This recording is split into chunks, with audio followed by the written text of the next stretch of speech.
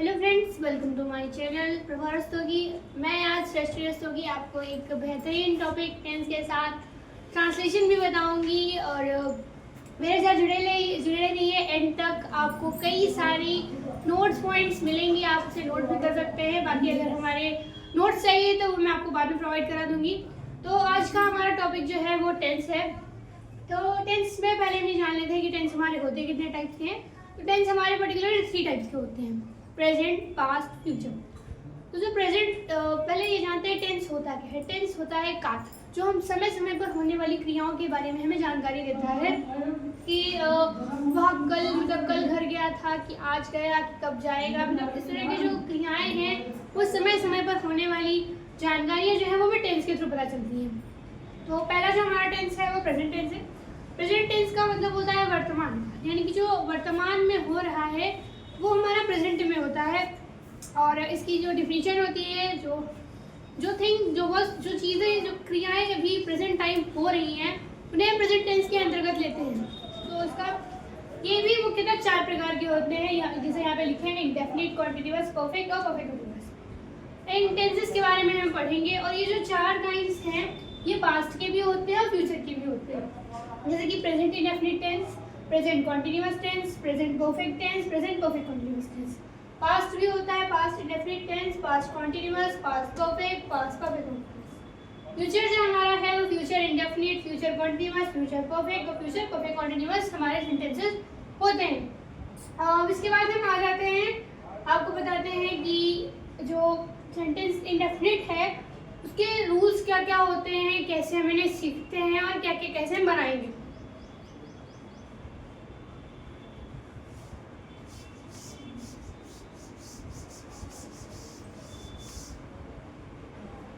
तो जो हमारा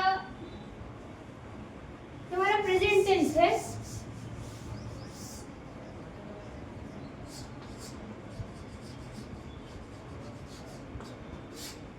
प्रेजेंट के हम इंडेफिनिट की बात करते हैं।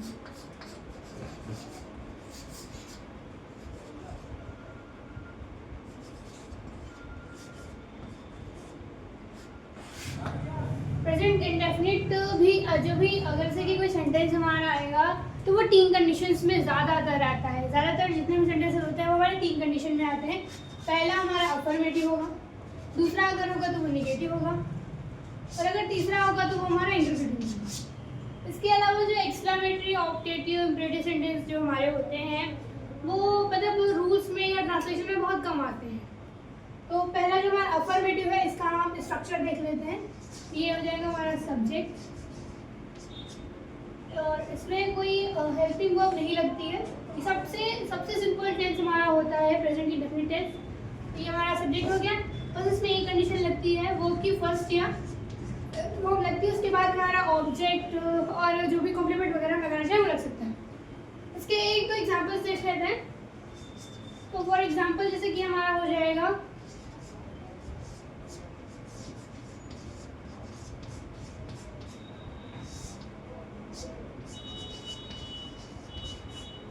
वो खेलता है। एक मिनट, इसकी हम आपको वो बता देते हैं कि इसकी पहचान कैसे हम करते हैं। तो जो हमारा प्रेजेंट टेंस है इसकी हम पहचान करते हैं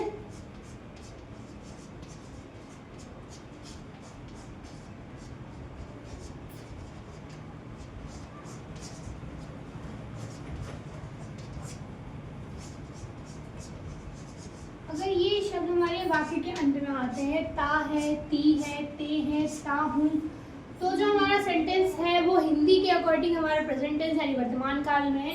इंग्लिश में जो हमारे होते हैं वो हम वर्ब्स के थ्रू पहचानते हैं कि ये हमारी कौन से टेंस का है, पर्टिकुलरली कौन से टेंस के टाइप का है।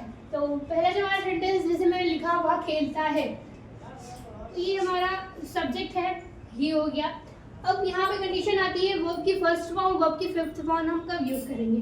तो जो वर्ब की हमारी फर्स्ट फॉर्म है ये हम प्लूरल के साथ लगा देंगे, और जो फिफ्थ फॉर्म है वो हम सिंगुलर। फिफ्थ फॉर्म होती क्या है?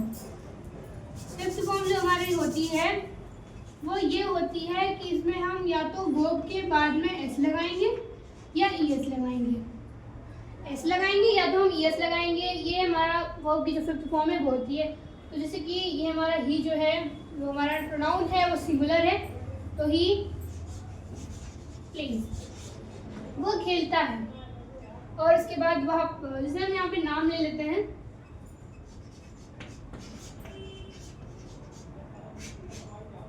मोहन एक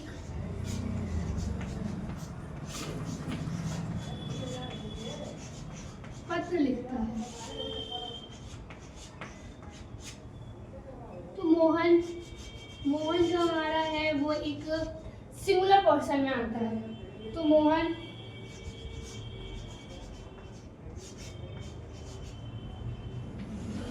राइट्स अ लेटर। ये हमारा राइट से ये वर्ब की थर्ड फॉर्म हो गई, और जो पत्र हमारा है वो लेटर हो गया। आई होप आपको समझ में आ रहा होगा। और उसके बाद हम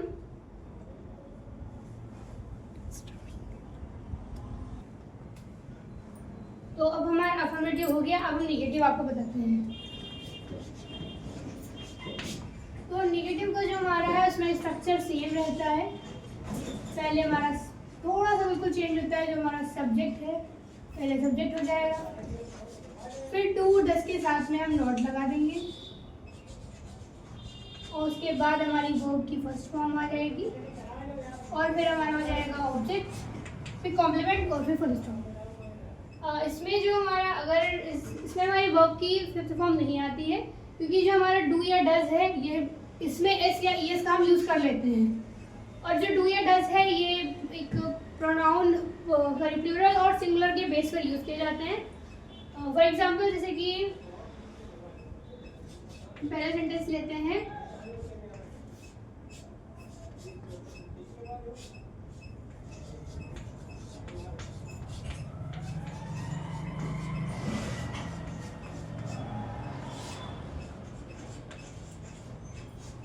वह पत्र नहीं लिखता है। तो हमारा जो यहाँ पे सब्जेक्ट है वो वह यानी ही है। तो यहाँ पे जो हमारा डू या डज है, यहाँ पर जो डज है वो सिंगुलर के लिए और जो डू है वो प्लूरल के लिए। आप अगर आपको कंफ्यूजन है तो आप एस या ईएस याद रख सकते हैं कि जो ईएस लगेगा वो सिंगुलर होगा, जिसमें ईएस नहीं लगा होगा वो प्लूरल में होगा। तो he does not write a letter. तो इसमें जो हमारा है राइट में यानी कि वर्ब में एस या ईएस हम यूज़ नहीं कर रहे हैं, जबकि यहाँ पे हमारा सिंगुलर है, क्योंकि यहाँ पे जो हम डू डज का यूज़ कर रहे हैं ये हमारा जो वर्ब की एस और ईएस की है उसकी फिलिंग कर रहा है। तो हमें यहाँ पे वर्ब में एस या ईएस लगाने की ज़रूरत नहीं है। तो जो हमारा सेकेंड एग्जाम्पल हो जाएगा, जैसे कि मीरा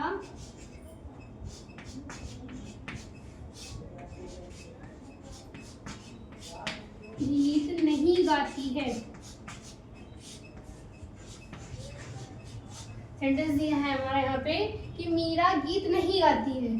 तो यहाँ पे सब्जेक्ट हमारा मीरा हो गया, नहीं दिया है गीता, मतलब जो गीत है वो सिंगिंग में आ जाएगा, गाती है वो बना लेंगे। तो मीरा यहाँ पे सब्जेक्ट हमारा है यानी कि ये सिंगुलर है, तो हम यहाँ पे डस का यूज़ करेंगे। पहले हम जो हमारा नाउन या प्रोनाउन दिया है उसका हम यूज़ कर लेंगे। तो हो जाएगा मीरा, मीरा के साथ डज लग जाएगा, नॉट लग जाएगा, सिंग लग जाएगा और सॉन्ग, यानी कि मीरा गीत नहीं गाती है, मीरा गीत नहीं गाती है। और इसके हम आपको और एग्जांपल्स बता देते हैं।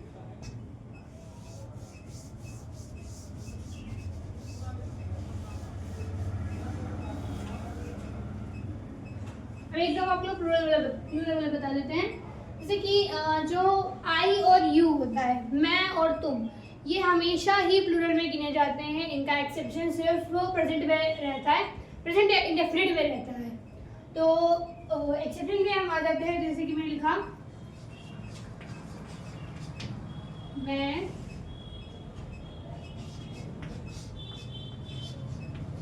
घर नहीं जाता हूँ।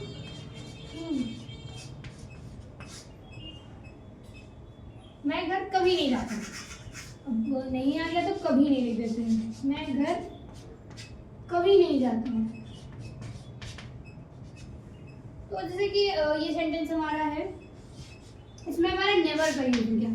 तो नेवर में हम ना डू का यूज करेंगे, ना डस का करेंगे, ना नॉट का करेंगे।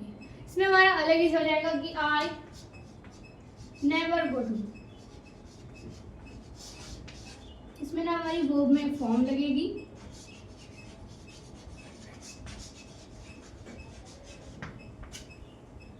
ना ही यहाँ पे हम डू डस और नॉट का यूज करेंगे, ना ही हमारी जो वर्ब है उसमें हम ऐसे और यस लगाएंगे। इसके बाद एक सेंटेंस हम आपको और बता देते हैं।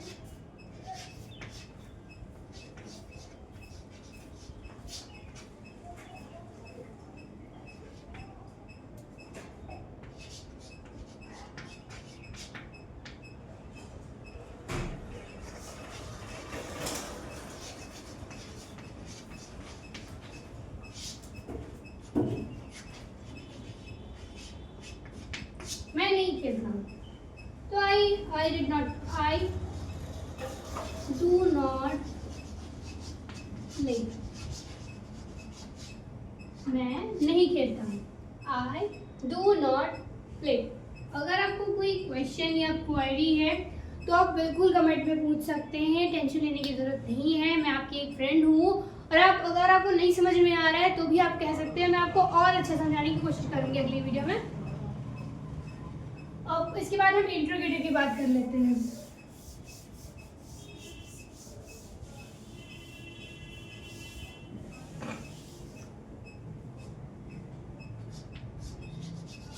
अगर इंट्रोगेटिव की बात करें तो हमारा सबसे पहले जो है वो हेल्पिंग वर्ब आ जाती है, और उसके बाद हमारा सब्जेक्ट आता है, और फिर वर्ब की फर्स्ट फॉर्म, उसके बाद ऑब्जेक्ट, फिर कॉम्प्लीमेंट, फिर लास्ट में क्वेश्चन मार्क। अदर वर्ड्स भी हम यूज़ कर सकते हैं। और जैसे ये हमारा यस और नो टाइप हो गया, और अगर हमारा क्वेश्चन वर्ड है पहले आ जाएगा क्वेश्चन वर्ड, और उसके बाद फिर यहाँ से पूरा स्टार्ट हो जाता है डू डज,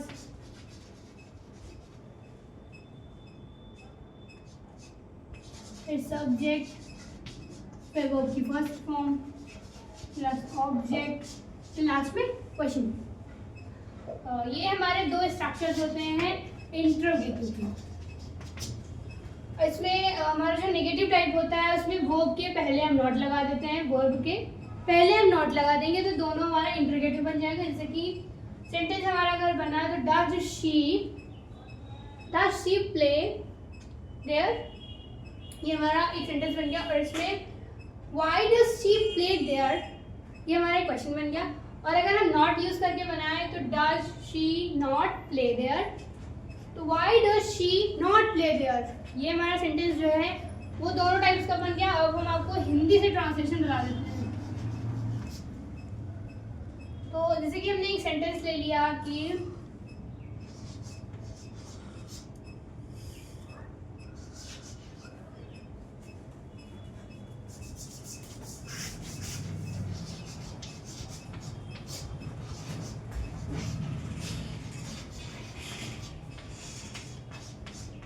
क्या वह खेलती है,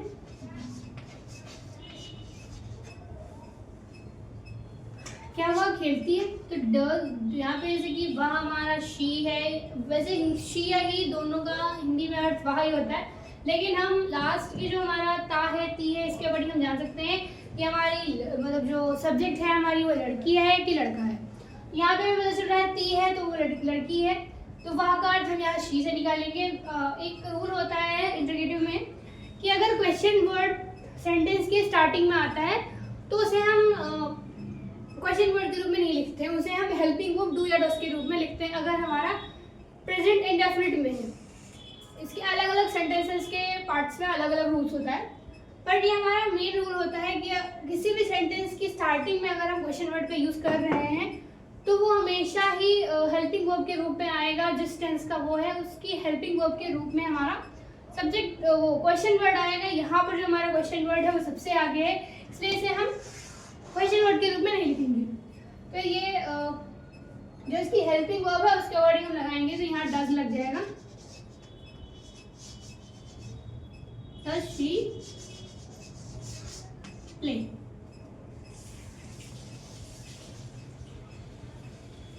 क्या वह खेलती है, और इसका हम अगर आपको क्वेश्चन वर्ड बताएं, ये हो जाएगा वह क्या खेलती है।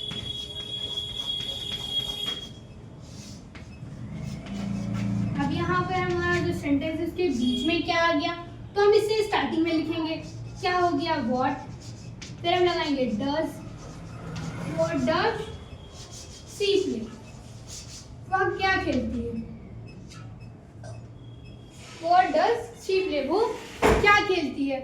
और जैसे कि इसके हमने नॉट टाइप आपको बताए, नॉट में हमारा बन जाएगा व्हाट डज शी प्ले, तो what does not she play, वह क्या नहीं खेलती है, तो what does she not play.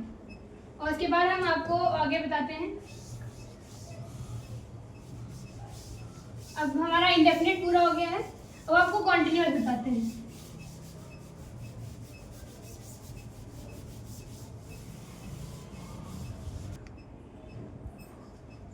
आज के लिए इतना ही, मिलते हैं नेक्स्ट वीडियो में। नेक्स्ट वीडियो में हम आपको कॉन्टिन्यूअस और इसके अदर पार्ट्स के बारे में हम आपको बताएंगे। तब तक के लिए bye bye, take care, good bye.